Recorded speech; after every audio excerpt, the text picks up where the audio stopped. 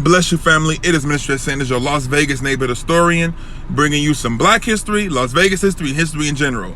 Today, we're going to talk about some national black history, which is the Negro Motorist Green Book. The Green Book was the Buy Black movement before the Buy Black movement.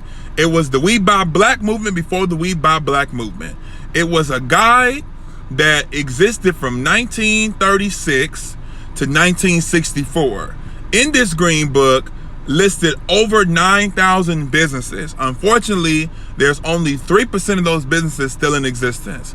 But the Green Book was started by that man. There he is, Victor Hugo Green. Victor was a postal worker in New York, but he was connected to the South, and he also saw how we were engaged as a community economically in New York, and he felt that we needed to have a guide that would serve as the Bible, quote unquote, of black-owned businesses, restaurants, housing facilities, etc.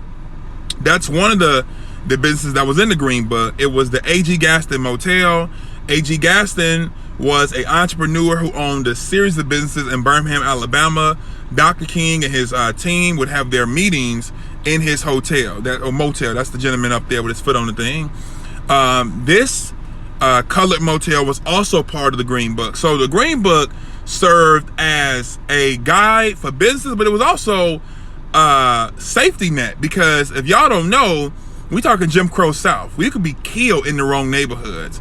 That's the Harrison House. The Harrison House was also featured in the Green Book. The Harrison House is in Las Vegas. Las Vegas folks, check it out. Google the Harrison House. They do tours and things like that.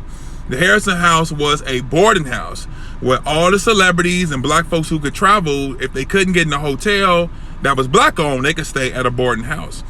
The Green Book has been featured in several books. That's one.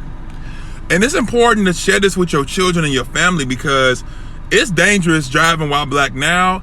Imagine doing this in the 20s, 30s, 40s, 50s, and 60s during the height of Jim Crow, during the time where we have quote unquote sundown towns, where families like that driving in certain neighborhoods had to be out or certain states at a certain time, to the point where a lot of black folks would carry a chauffeur's hat.